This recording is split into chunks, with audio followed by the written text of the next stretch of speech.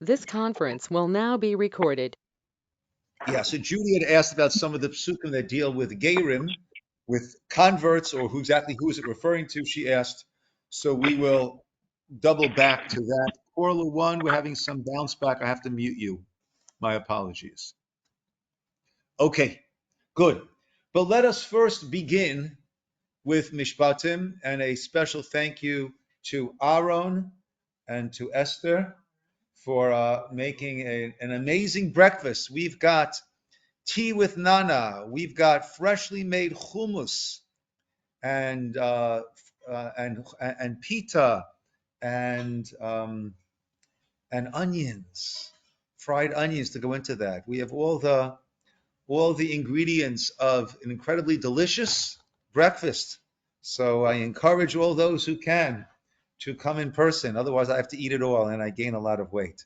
So let's not do that. Okay.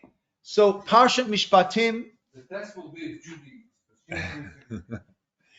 Page 416. Parshat Mishpatim. And this really is fascinating because we just finished Har Sinai. We just finished Mount Sinai. We finished the Ten Commandments. We finished the most incredible revelation that has ever taken place. We've mentioned before the famous teaching of the Kuzari, and that Judaism is unique. Jewish religion is unique in that every religion needs to have its revelation story. Otherwise, how do people down here know what this God up there wants us to do? Judaism is the only religion where there was a mass revelation to the entire people. Because I can convince you, I can try at least to convince you what God might have said to me. I can't convince you what God said to you. And that was Mount Sinai, and that's what we say in the Kedusha every Shabbos, that Hashem revealed himself once, and we hope he'll reveal himself again to us as he did then. So coming off this incredible spiritual high of the revelation, we now begin Ve'ela HaMishpatim. And these are the Mishpatim, are the judgments, the ordinances, the laws, Asher Tasim Lifnehem, that you shall place before them. Now we're getting into the different Mishpatim over here. And people often say that Judaism, it's all a bunch of laws. We want a religion that's about love. We want a religion, that's about spirituality. Not that's going to get bogged down, steeped in all of these mundane laws. But the truth is that the only way that a physical human being can become spiritualized while living here in this physical world is through these connections to Hashem, connections to the spirituality. And the Torah gives us this roadmap, this path of actions that will promote that spirituality and actions that will prevent, that will get in the way of that spirituality. And those are all of these mitzvot. And actually, by getting involved in this physical world in a heightened spiritualized manner, that is the only way that we as physical spiritual beings can become more spiritualized. And every time we do a mitzvah, that we make a bracha before, and we don't make a bracha before all of our mitzvot, but those that we do, the blessing that we make is Asher Kiddishanu B'mitzvotav, that you have sanctified us through the mitzvot. And it's through our involvement in this basic world, and this parsha is going to start off dealing with Jewish bondsmen, and then we're going to get into bodily injury caused by an animal, caused by a pit, self-defense, payment for theft, the laws of the borrowers, sensitivity will come to what Judy had asked about, to the helpless and the abandoned, right? And then the Sabbath, the fair dispensation of justice, right? Free loans, integrity of the judicial process. We have to have this structure here in this physical world in order to allow us to ascend. As I always say, a elevator pitch response to what is a mitzvah. A mitzvah is a physical act done by a physical person in the physical world that allows us to touch the eternity, to touch the spirituality, to touch God. And it's only through these mitzvot, these basic mishpatim, judgments that we have that deal with a lot of the nitty gritty of life. And if we can elevate that, actually, the Ramchal, or Moshe Chaim Litzato in his Derech Hashem, he asks, he presents that we are a combination of a physical and a spiritual being, and our job is to connect to the spiritual. So he asks, but it's not fair. God put us into this physical world where we have these physical needs that we have to get involved with, the eating and the drinking and working in order to have the money, in order to get these things that we need, shelter, Maslow's basic structure of needs, right? We have to get involved in this world. So therefore, it's not an even playing field. How can God create us spiritual and physical and plan and expect us or hope for us to become spiritualized when we're in such a physical world? And then he says, Hashbalato, hi hagbahato. Actually, it is this lowliness that causes the projection that is our takeoff towards hagbato, towards our ascent. Because by utilizing this physical world for spirituality and infusing it and guiding ourselves properly through it, that is what allows us to elevate in a way that otherwise we would not be able to. And the Torah begins these laws with avadim. An eved, a person who sold himself into slavery, or a person who stole and was unable to pay back that which he stole. Therefore, he will be sold into slavery. And it is a slavery that is a very, very, it's not slavery as we know it, or as we read about, in the South, in the United States, or in parts of the world where it still goes on, where a person is a slave forever. Actually, it is a very, very rehabilitative process. The person moves in with a proper family. He's there for 6 years. Right? At any point, he can redeem himself out of slavery if he has the means or others have the means. While he is there are many restrictions that are placed on the owner, so to speak. And he can't have him do silly work. He can't work him too hard. Not only that, the Gemara says, if you kona an eved, kona adon la'atzmo. One who acquires a slave, it's like acquiring a master for oneself. Why is it like a master? Well, the pasuk says, ki tov lo imach. It's got to be good for him with you. From that, the Gemara says, you can't sleep on a very, very fine gel mattress and have him sleep on this old foam mattress. You can't be wearing nice clothing and have him getting stuff at the thrift shop. Tov lo imach. He's got to be as the same way that you treat yourself, the same food that you eat, that's the food that he gets to eat. The same clothing you wear, he wears. The same bedding you have, he has. So why is that, the Gemara says? The Tosfos asks, so why is that? That is if I'm acquiring a master over myself? I'm acquiring an equal, a peer, a colleague, not a master. So Tosfos explains, we have something called Midat Sodom. The Midat Sodom is the way of Sodom, which is that attitude. If I can't have it, no one can have it. And we are warned against such an attitude, such a practice. The Tosfos says, well, let's say you only have one nice mattress And the other one is this roll-out foam mattress. You only have one. So who has to get that mattress? For you to take the good mattress, tov lo imach, he has to have as good as you have. So you can't take that mattress and give him the lowly mattress. For you to say, well, if I can't have it, he sure as heck won't have it. Thank you, Esther. That's called midas sedom. That's the way of stone. He can't do that. So who's going to get the good mattress? The Eved, the slave, is the one who'll get the good mattress. That's why the Gemara says, that acquiring a slave is like acquiring a master.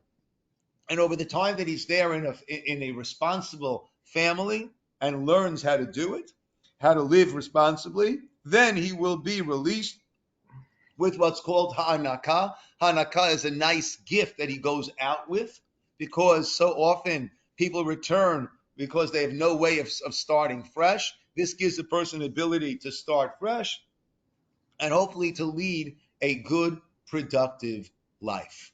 That is what happens over here with the Eved. Why should we start with this? Of all the laws that we're going to have in here, of showmen, people guarding things, damages, why are we starting with the Eved? What would you say, my friends? One treats the most vulnerable. Society defines the society. Okay. Aaron said very beautifully. The way that one treats the most vulnerable in society will determine what type of society that is. And therefore, the Torah starts off with those who are at risk, right? The person who sells himself, it's almost like the communist dream. I don't want to have to worry about paying my bills. Just tell me what to do. I'll do it and take care of me. Now, I didn't mention before, meanwhile, the master also has to support his wife and children, has to feed them also, right? So the person is kind of saying, I don't want the responsibilities of life. I want to just take it easier. Such a person is in a very sad state that he sold himself. Or a person stole and can't pay it back, also amongst the most vulnerable. So Aaron wants to say very beautifully, the Torah Hashem starts Mishpatim with them, because the way we treat the most vulnerable determines who we are as a people, who we are as a society. And that's also going to relate to what we'll come to in a little while, what Judy had asked about the verses of the Ger. Yes, any other ideas why we're starting with this?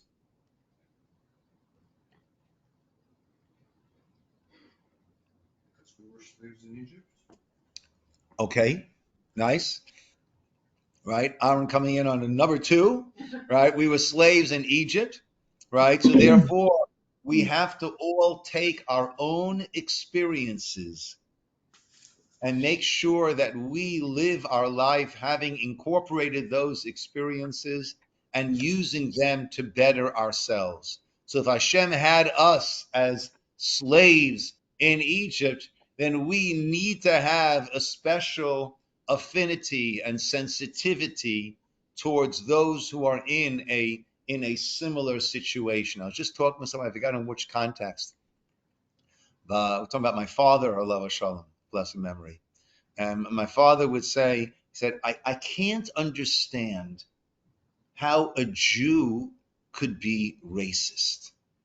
With what we have suffered, racism and discrimination, how can a Jew go ahead and do the same, right? We have to take our experiences, whether it's personal experiences, whether it's collective national experiences, and make sure that we learn from those experiences and make ourselves better as a result of those. Nice. Any other ideas out there? Well, I would piggyback a little bit on what Aaron had said, and that is, parents don't have favorites amongst their children. But which child will occupy most of the parents' mind and concern? The one that's struggling. The one that is struggling. So Avinu Shebashamayim, our loving Father in heavens, in Shamayim, who is he going to start discussing? He's going to start to discuss the one who is in need. Unless the person says, what does this have to do with me? So the Orach Chaim says, very interesting, the Eila Mishpatim, these are the Mishpatim, first Pasuk 4:16, Asher Tasim Lifnehem, that you should place before them. What does it mean you should place before them? So Rashi brings that it should be laid out before us. Rashi says, Hashem said to Moshe, don't think I'll teach it to them once or twice, and then they'll take it from there. But I'm not going to really bother myself, trouble myself to really make sure they understand it. No, it needs to be laid out before them. Rashi says, Keshulchan ha'aruch, like a table that is set. You've got to lay it out before them. And of course, our code of Jewish law, based on this medrash, named itself the Shulchan Aruch, the set table. That is what the code of Jewish law does. It sets the table before us. But the Orach Chaim has another way of looking at it. Asher tasim lifnehem, you place it before them. A person should not say, what does that have to do with me? I'm not stealing, I'm not selling myself, I'm in a good state, everything's good for me. Tasim lifnehem. You don't know what situations led to that person being in such a desperate place. And the world, the Galgal HaOlam, as we say, how would you find Galgal HaOlam? The Magal, the circle of life, right? The wheel turns. And when a wheel turns, that which is on the top is then on the bottom. That which is on the bottom is now on the top. No one knows what the future holds for each and every one of us. And therefore, tasim lifnehem, place it before all of you, because this applies to everyone.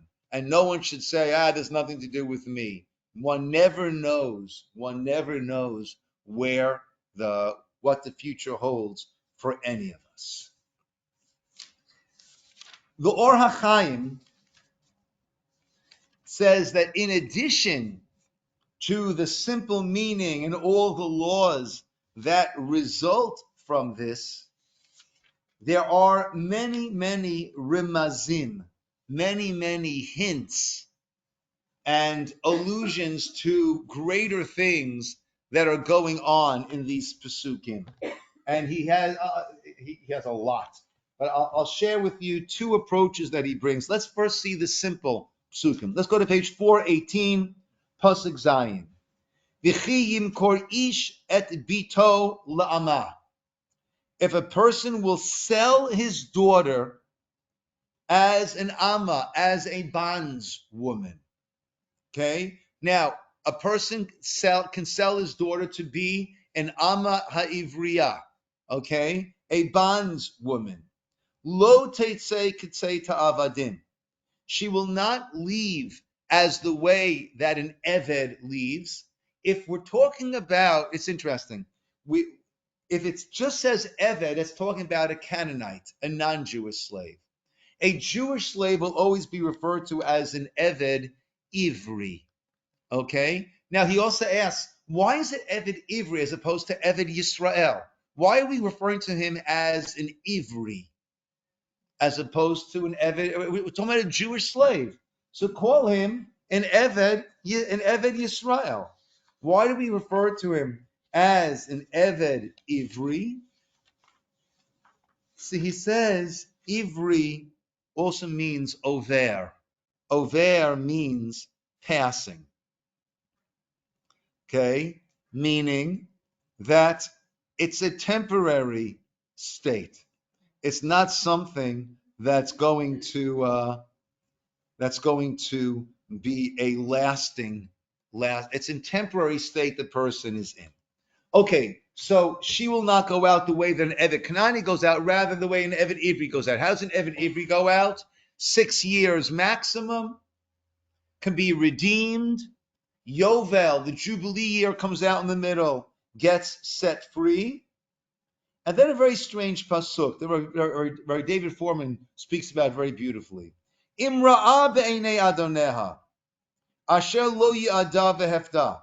If she is bad in the eyes of her master, and he will not ya'ada, he will not marry her. Oh, interesting. La'am nachri lo yimshul l'macham v'gdobah. Well, he can't sell her, and the father can't sell her to anyone else. V'im livno yadena, and if to his son she will marry, k'mishpat banot ya'aseh, then she's got to be treated like a regular Jewish woman. Meaning, im acheret yikach lo, even if he takes another wife, she'era kesuta va'onata. The she'era is the food, the support. Kesuta, the garments. Onata is marital intimacy. Lo yigra. That cannot be diminished. So all of a sudden we see that Pasuk Chet is letting us know that it's almost a given that he's supposed to marry her. That we therefore say, well, if he's not going to marry her, then right, he can't do this. But what is the expectation? Our Reformer speaks about this, that it seems that you have a poor family. Now, typically, we stay within our socio-economic circles. That's who we go to school with, people in a similar state as we. That's who we fall in love with. That's who we marry. And basically, we have a society as such that those in the upper crust of society remain there. And with each level, that's where people are sort of set into their society. So this is a manner of incredible upward mobility. The father is keeping in mind, of course, that this was a time when most marriages were arranged, and right, but when the father sells the daughter as the amma, and once she turns 12, then if he hasn't married her, she goes out free no matter what, even if it's less than 6 years. Once she turns 12, she goes out free. She's not meant to be there anymore. But if they will marry her at around that point, which was the time that marriages were normally taking place, then all of a sudden she is in a whole different strata of society. But she can't be viewed and maintained as the slave girl that we married. Actually, the obligations in husband that in a marriage that are established in the ketubah, which is feeding, clothing, housing, supporting, and marital intimacy, that we learn out from this case. For all marriages, we learn out from this case. She can't be a second-class citizen in the house. And if you take an additional wife or wives, she is not second fiddle over here. She is treated just the same way that everyone else. And if it's not done, the v'yatzachinam ein kasef. Then she will go out once the 6 years are up, or once she reaches the age of 12, then she will go out chinam. She will go out free. The Gemara also says there are two things that a person might do to get some money and will not see bracha, will not see siman bracha, any blessing from that money. Number one, a person sells a Sefer Torah. Number two, a person sells their daughter. Now, again, we're not talking about chas v'shalom selling one's daughter to be violated. We're not talking about that at all. But selling her as an amma, hoping that it will lead towards a marriage that will elevate her in society. If not, she comes back home and life goes on. But even so, the Torah compares selling a daughter to selling a Torah scroll, a Sefer Torah. So that is the simple understanding. The Orach Chaim has a derech remez, he calls it. And he explains this as follows, two different ways. The first way, V'chim kor ish, when a man will sell. Who's a man? A man is HaKadosh Baruch Hu. Hashem ish milchama, Hashem shemo. If a man, a God, will sell Bito, will sell his daughter. Who's his daughter? The Jewish people. La'ama, he'll send us into exile. He'll send us into exile. La'ama, as a servant. Lo teitzei kitzei ta'avadim. We are complaining. The pasuk is complaining to Hashem. How could you do this? Right? Why is our din, why is our status so different than any other slave that goes out after 6 years? Lo teitzei kitzei ta'avadim. Will we not go out like an eved? Why, Hashem, have you sold us into this difficult galus, this difficult exile? For, he writes, 1,672 years, which is how long it was when he was writing his Perush, when the Orach Chaim HaKadosh was writing his explanation. Why is this? Lo teitzei kitzei ta'avadim. Now we continue. Imra'ah, pasuk 8, beinei adoneha. If it is that we are bad in the eyes of our master, in the eyes of God, asher lo ya'ada, that he has not married us because, has not taken us out of this because of our behavior. Vehefta. Well, why is it so bad for us? Because we're being so oppressed by the different nations. You can't judge us when we're in this difficult, crazy situation. Vehefta. What do you have to do? You'll have to redeem us. And then see how we act. You can't judge us based on our situation now. La'am nachri lo yimshol lemachra. Right, to this foreign nation, right? They should not be ruling over us to sell us to them. Bivigdo ba, when you are rebelling against us, God, so to speak, and forcing us into this situation. That can't be the way that you are judging us. Next pasuk 9. V'im livno yiyadena. And if, as a child, you have designated us, if we are your children, the Jewish people, Hashem, are your children, k'mishpat habanot yasela, at least treat us no worse than the banot, no worse than the other daughters, the other nations. So why are you being so rough on us? Imacheret yikach lo. And if it's such a difficult situation that you've given us over to these other nations, at least she'ira, kesuta, va'onata, at least our needs should be taken care of. She'ira, our food, kesuta, our garments, va'onata. In this context, la'anot means to answer, that you should answer us when we call out. Lo yigra, that you should at least make sure that we are that should not be diminished. You should make sure that that's being provided.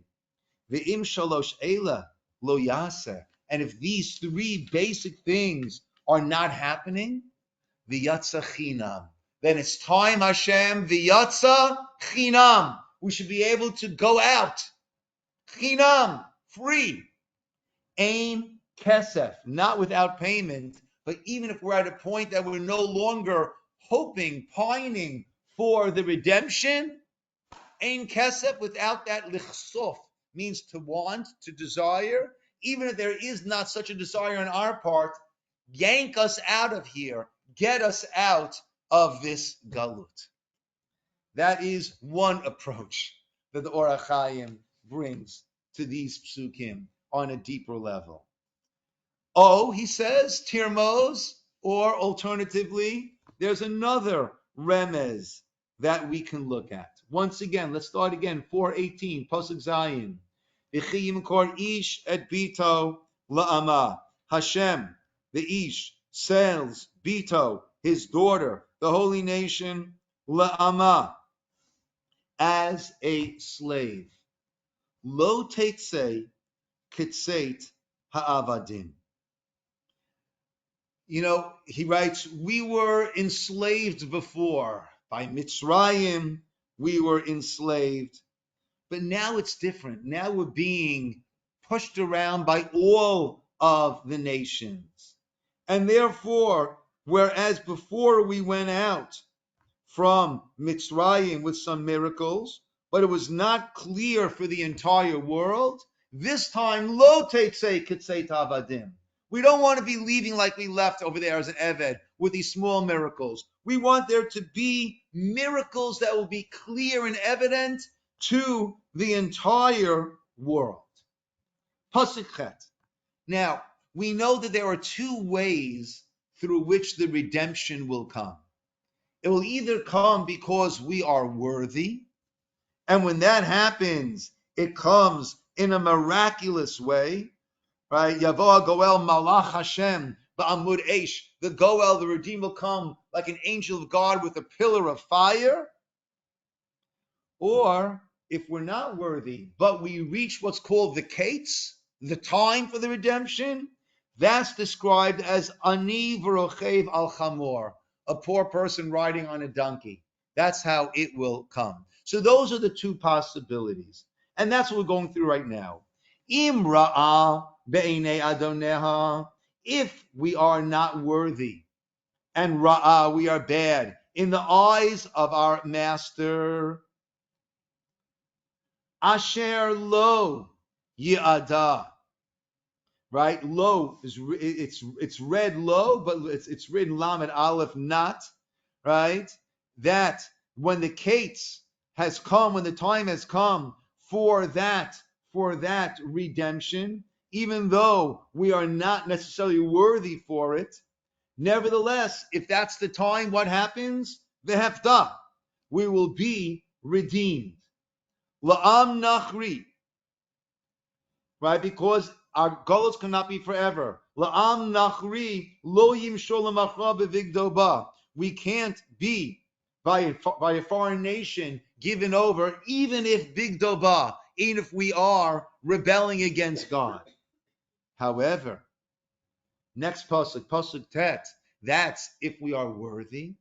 V'im livno yiyadena, if we will be like a ben to you, Hashem, if we're acting properly, and therefore you are redeeming us, yiyadena, and therefore we're having this yi'ud, this union with you, kimishpat habanot ya'aseh.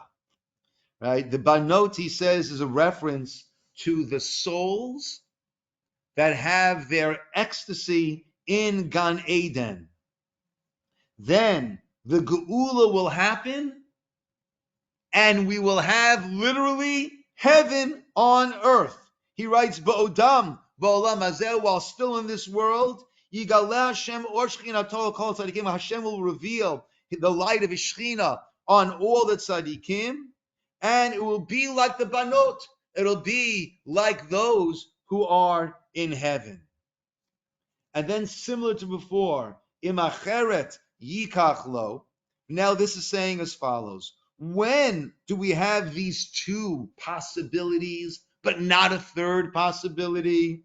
That is when everything is acting properly.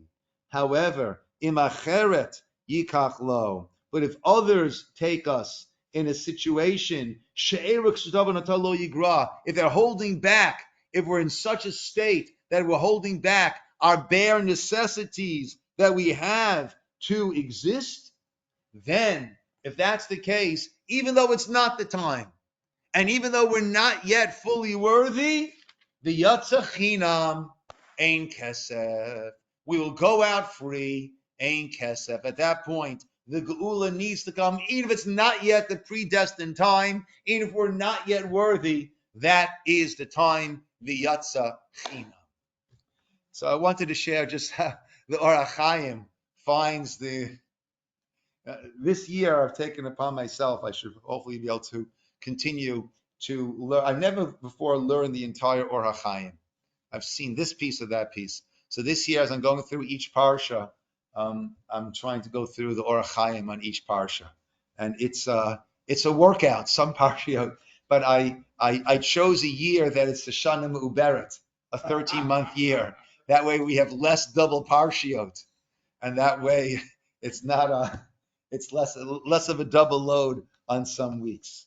But it's absolutely incredible stuff. Let me jump to what Judy, and then if we have more time, I'll double back to another point over here. Judy had asked me on page 434, which is chapter 23, verse 9. Let's go to verse 7 so we get a little context here. Lo tatem mishpat evyoncha berivo. Do not tilt, pervert, corrupt the judgment of a destitute person, berivo, when he's having his dispute. Midvar sheker tirchak, distance yourself from falsehood. V'naki v'tzadik al taharog. Do not execute the clean or the righteous. Kilo atztik rasha, right? That whole idea that, a person will go innocently to the grave. I will not exonerate the wick of anything you've done. Meaning that there is that great, every judicial, we had this in the Gemara Makos, every judicial system, right? Everyone wants to get it just right. You can never get it just right. So you have to decide, am I leaning this way or leaning that way? Am I leaning, and that way I'll be sure to get everyone who is guilty, but some innocent people might be caught in the trap also? Or do I lean that way? I want to make sure that if a person is innocent, he's acquitted. But along with that comes the risk that there'll be some guilty people who'll be acquitted. When it comes to Jewish law of a Jewish court, the pasuk says, "V'hitzilu ha'eda," save the life, save the life. Err on the side of acquittal. You're concerned that a guilty person will get away with it? He won't get away with it. There's a great God in the sky, and justice will be meted out. But you have to make sure, if you miss someone, God could pick it up. But if you overshoot and execute someone who's innocent, then there's no turning back the clock over there. That's Lo Atztik Rasha. Don't worry. The wicked will not be exonerated. The Shocha Lo Tikach, do not take bribery. Hashoche, the bribery blinds the eyes of the wise, and it Visalev Divrei Tzadikim, and corrupts words that are just. The ger lo tilchatz. A ger, a stranger or a convert will soon see lo tilchatz. You should not oppress. Atem yedatem and ger. You know what it's like, as you had mentioned before, about Evet Ivri, Aaron. Ki gerim hayitem be'eretz Yisrael. You were gerim. You were in that situation when you were there in Egypt. We also go back to page 430. Chapter 22, verse 20. V'ger lo toneh, you shall not taunt. That's verbally. V'lo tilchatzena, or oppress, put pressure on them to do certain things. Ki gerim hayitem be'eretz Mitzrayim. You were gerim in the land of Egypt. Kol almana v'yatom, a widow, an orphan. Lo ta'anun, do not cause them pain. V'im taneh, aneh taneh oto, and if you will cause pain, kim tza'ok yitzak elai, you should know when they cry out to me, shamoa eshma tza'akato, I will immediately hear their cries. V'chari api, and I will become angered. V'aravti etchem becharav, and you will be killed by the sword. V'ayuneshechem almanot, and your wives will be widows.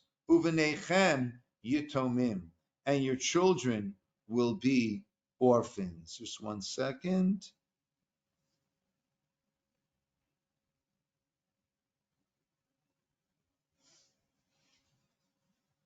Yeah. And Rashi brings the teaching. If the wives are widows, then of course the kids are orphans. Why do I need both of those clauses? And he says, no, this is referring to an even harsher situation, that we will not know the status of the husband. The husband will be away, we won't know the status. Why we call what's called an aguna. So not a widow can get married and then move on. They will not be able to. The yatomim, the orphans, are able to inherit the father's property and then at least move forward. They will not be able to. So this is talking about both the Gerim and the strangers, the foreigners living amongst you. And the Gemara discusses this in a number of places. The Gemara here in Bava Metzia, Tanya, we learned in a Braita, Elazar Gadol Omer, Elazar the Great said, why is it his hira Torah Belamid Vav Mekomot? Why is it that in 36 places the Torah warns us, and some say it's 46 places, Beger? Why are we constantly being warned to take care of the ger? Mipnei shesuro ra. Because suro ra. Because he is in a very, very vulnerable place, and therefore he is very, very easily swayed and could be easily dissuaded from that which he has decided to do. As it says, Ger lo toneh, lo tilchatzenu, ki gerim heyitem be'eretz Yisrael. Because you were gerim in the land of Egypt, right? Natan says, mumshe b'cha al tumar lechavrecha. A blemish that you have or had, don't point that out to your friend. So throughout the Torah, 36 places, we are warned not to take advantage of those that are most vulnerable, those that are most sensitive. And typically we put together the ger, the convert, the stranger, the yatom, the orphan, and the almanah, and the widow. Unfortunately, in society, it's common that those who are in power take advantage of those who are vulnerable. And as Aaron said before, the Torah begins Mishpatim with the Eved, and interspersed throughout the Torah, we have these warnings. The Gemara in Kedushin. Can I just Yes. clarify, is a ger is a convert? So it doesn't mean. A ger will also, it can also, We weren't. correct. It means a person who is not in his homeland and is not a foreigner amongst you, right? It can mean someone who's just living amongst you, right? As it was there in Egypt. And a ger is someone who's come in from, a convert has come in from a different world, a different society, a different background. And then they find themselves, after much work, they find themselves here, right? So they have this certain degree of certainly vulnerability, and hopefully a diminishing sense of discomfort as time goes on. Hopefully it becomes less and less as time goes on. But it's a foreigner. It's someone different. And it's important that we, A, certainly not take advantage of them, but B, that we embrace them and support them and encourage them and help them along. So I think I have two things I find troubling.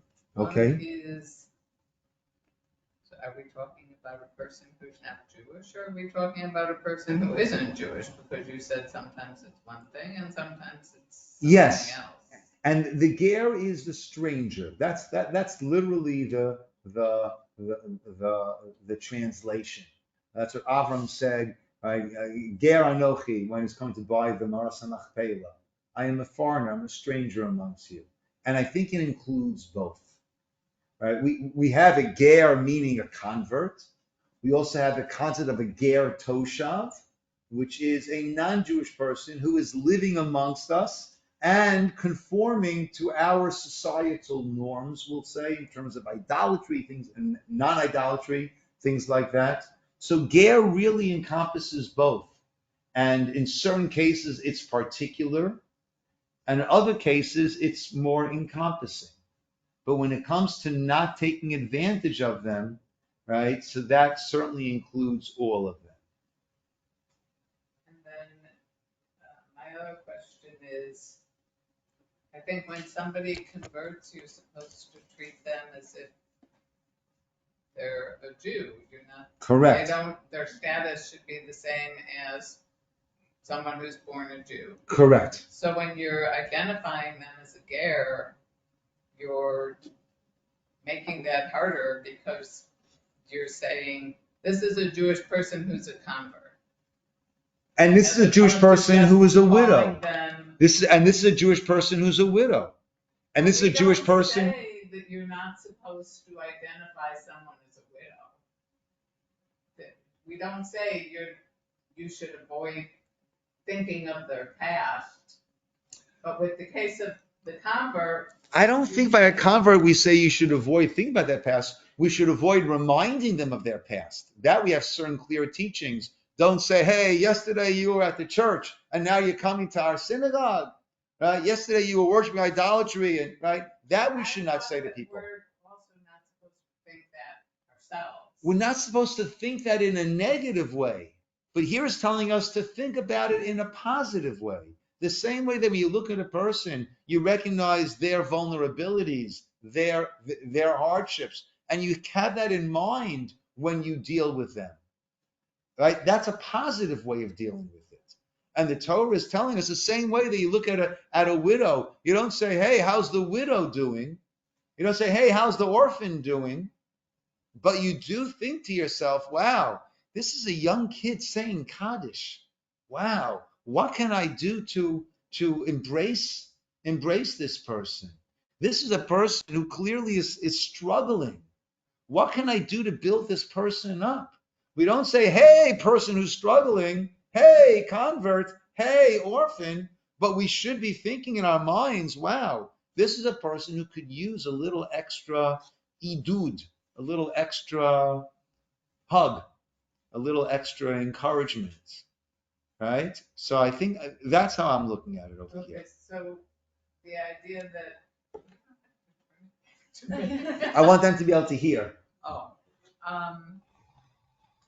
The idea that you're not supposed to kind of think of or remember that somebody's a convert, and that you're saying it's not quite the way that initially sounds. It doesn't mean like wipe that, like strike that from the whatever that correct. phrase is. I would think, right, that should not be stricken from the record. Right. It should be they should not be demoted in any way because of that. But to have it in the back of your mind to think, how does this person need to be treated? Then I think we should have that in our mind, right? As we do ideally with any person that we deal with, right? To have it on mind, what is this person dealing with, and how can I be supportive for them with whatever they might have, in their on their resume, in their past that might be affecting them. So I think the other thing that becomes relevant about the issue of is, and I'm not really familiar with them, but I know that there are all these laws that apply to how you treat your fellow Jew, but don't apply to how you treat non-Jews. Right? Okay, So that like the Correct. whole issue comes into my mind when we talk about how you define a ger. So a ger is 100% Jewish. Jew, right? And any way that you must treat a Jew, the difference between the way we treat a Jew and a non-Jew would be there are certain halachas that we have that in the non-Jewish society that did not apply, and therefore we don't need to be stricter with them than they are within their own society. Right? For example, returning a lost object. Now it's a given, right? But we grew up with the expression "finders keepers, losers weepers." That's how I grew up, right? And that, right? I think right when I was growing up, that was not the case. But certainly in the ancient Babylon society, that was how the nations dealt with one another. You lost it, it's gone. Right? We have all of these intricate laws of what you must do to try to find the person who lost it. Right? So that will not necessarily apply if it was lost by a non-Jew, because again, we don't need to be stricter in our relations with them than their society demands of them one to another.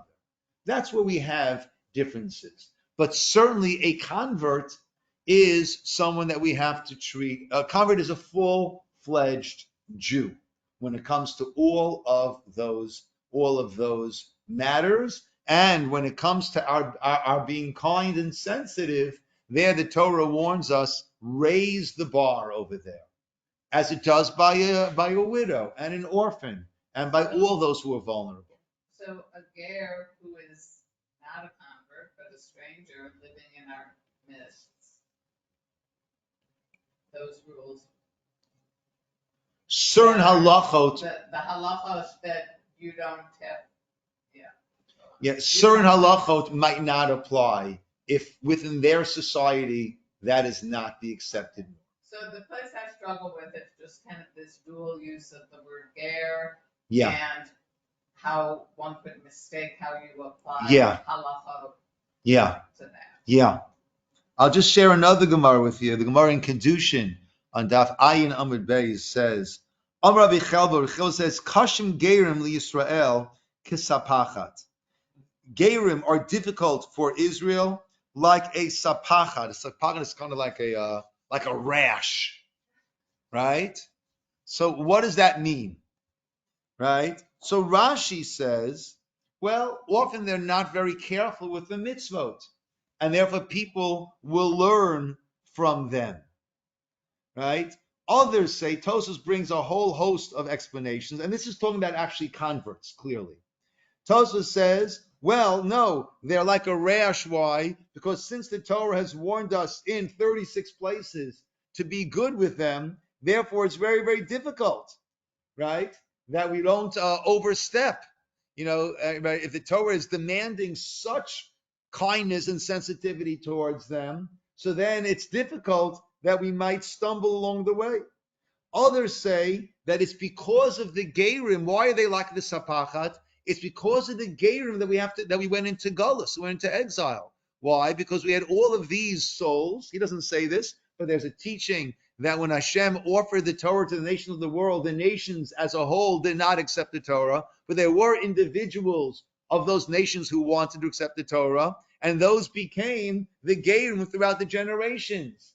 And therefore we're out in Golus in order to extract those nitzotzot shel kedusha, those sparks of holiness that are there amongst the nations of the world, and that's why they are like this sapachat.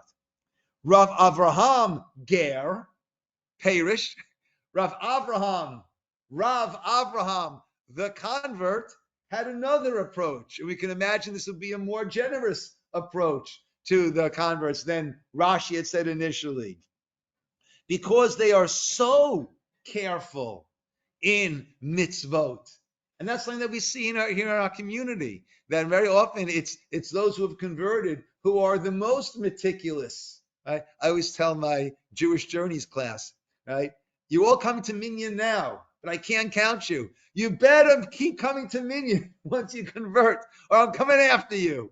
Right? Don't come when I can't count you and then not be there when I need you. Right? But they are here, right? And because they are bikian, expert in the mitzvot. Umedaktikin, and they are so precise in doing the mitzvot.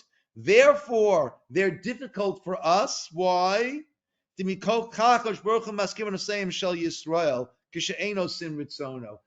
us look bad.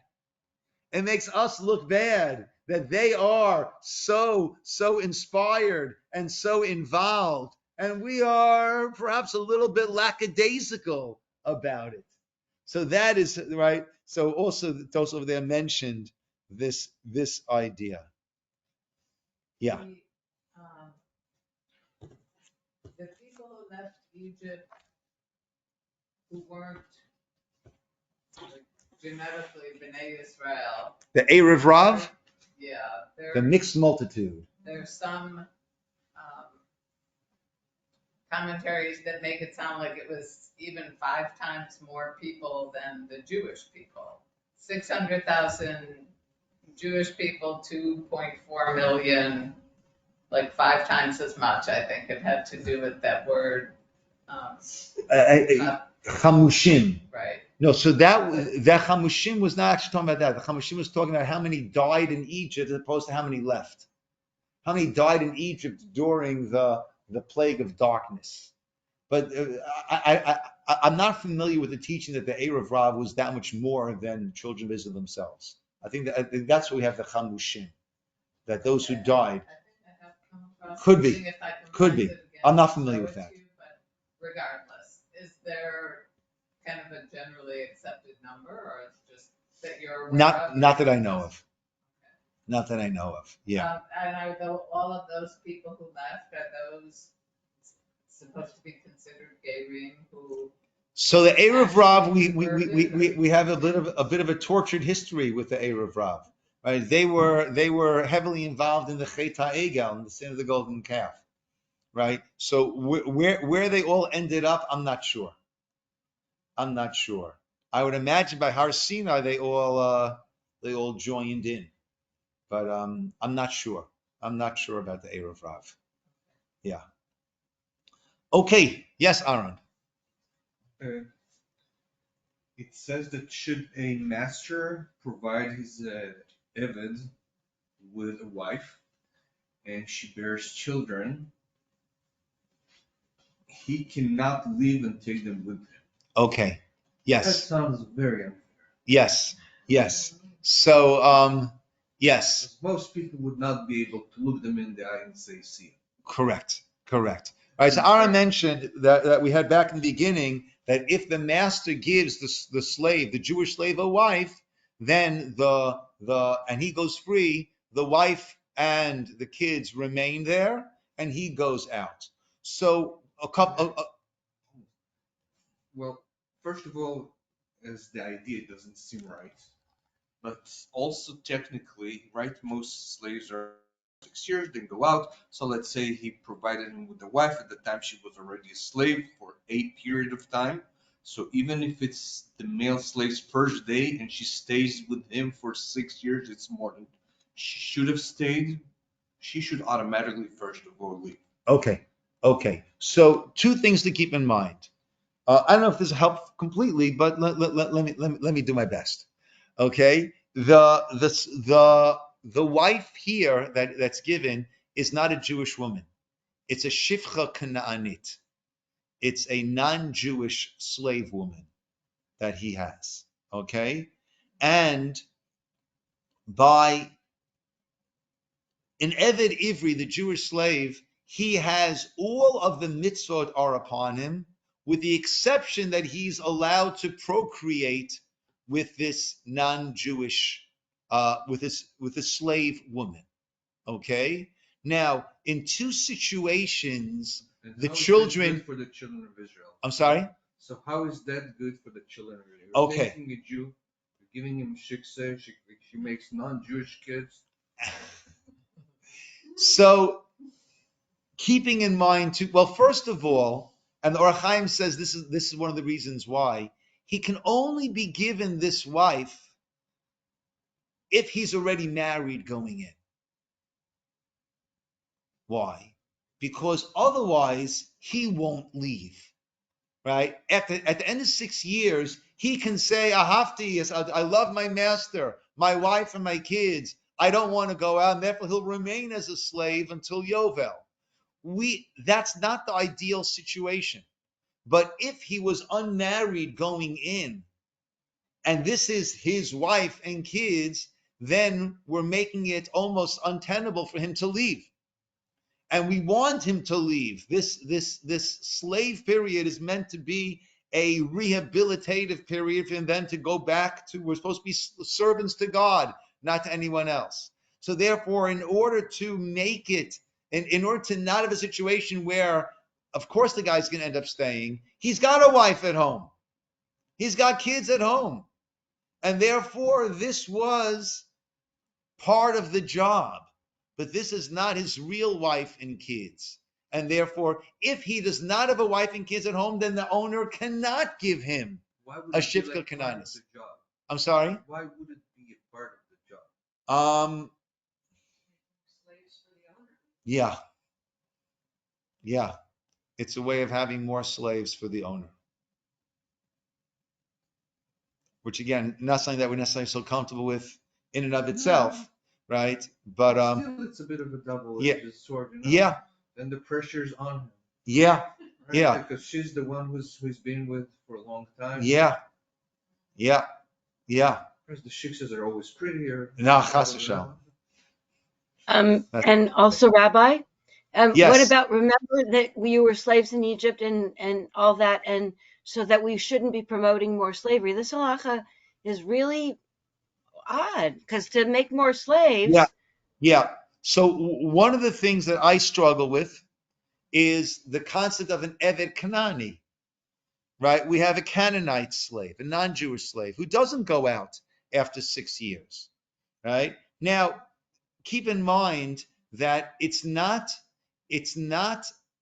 that we go to war and then we walk away with slaves. The only way that we can get a Canaanite slave is by purchasing that Canaanite slave from a non-Jewish owner.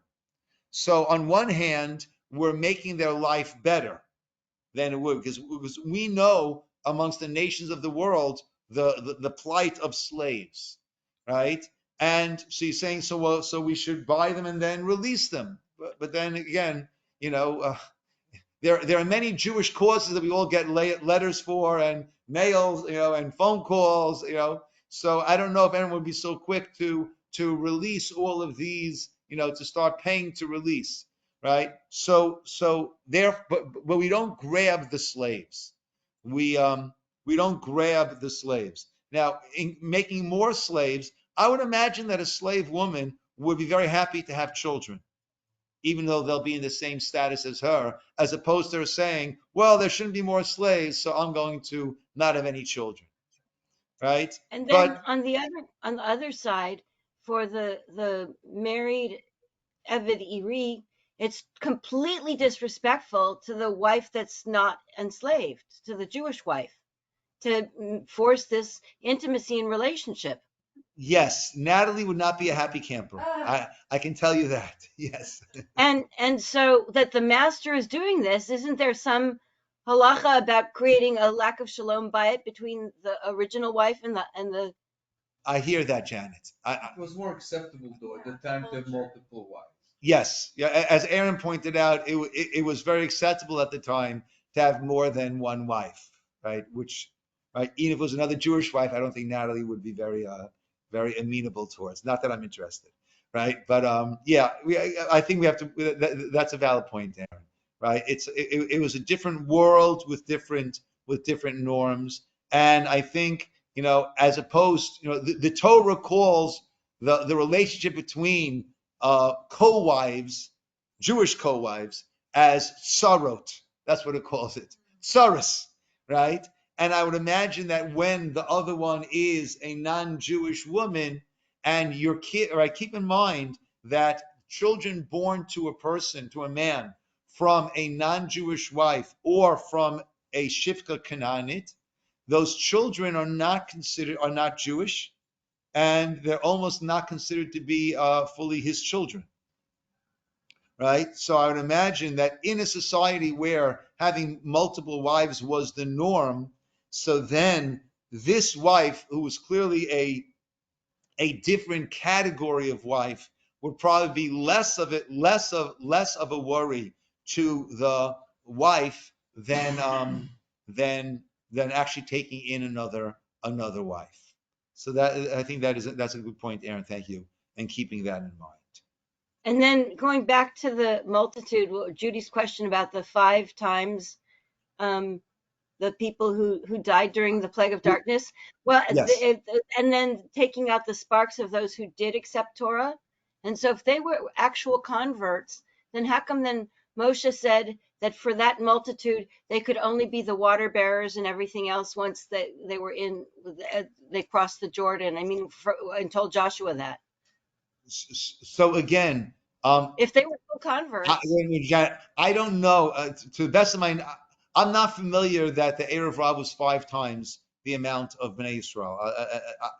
I don't know that to be the case at all, right? My understanding is that they were a very small percentage, and yeah, I'm not sure. I'm not sure about Moshe delegating them. At what point that took place? If that was necessarily them, Yoshua designated the Givonim, right, in order to do that, because they came and they had tricked Yoshua when they came to join the nation. I don't know. I might be wrong, but I don't know that it was necessarily the Erev Rav who were designated by Moshe to be the water bearers and the wood choppers and the water bearers. That I don't know. Okay, my friends, we'll call it over here. Once again, a thank you for the wonderful breakfast put together over here, and thanks for all those who joined us online. And a Rabbi. good week. Oh, very, very important. Very, very important. Next Tuesday, I am. By the way, next Tuesday is going to be the second council meeting you get to see. Oh, thank God. Oh. Next Tuesday, I am in Atlanta for the day at a rabbi's conference. However, I very much want to encourage all of you, right, to get together, right? I'll ask Ray to leave his computer with instructions on how to get that going, right? And to learn, to get together and to look through the Parsha. Maybe Judy very graciously agreed to sort of help lead it. But I would say each of you look ahead to Parshat Truma, my Bar Mitzvah Parsha, and find some nice ideas that you'd like to share.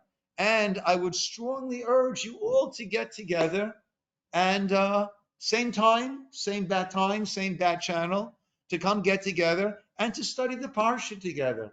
You know, it's very nice. My brother, one of my brothers, gets together with his high school friends, 6 or 7 of them, and once a week they get together and they discuss the parsha, and they reconnect and they discuss the parsha. They asked me if I would be like an Ask the Rabbi component, and I said I'm happy to do it, but I don't want to be at the class. I don't want to give a class. I don't want to be at the class. I don't want to ruin that.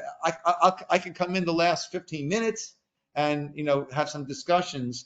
But what you guys have going there is so special that if there's an outsider comes in, it's going to definitely affect it. And I don't want to rain on the party, right? But I think it'll be beautiful. So next Tuesday morning, 9:30 a.m., right? Sans Ciner, please come get together and Parsha Truma, and I'd love to hear some of the things that you discussed and came up with. And I'll be back. You might not want me anymore at that point, but in case you still want me, I'll be back the week after, and we'll continue learning together. All right? Thank you Okay, so guys. much. A good day, everybody. Shalom, shalom. Ta-da. Thank you, Rabbi, and have a good week, everyone. Thank you, Janet.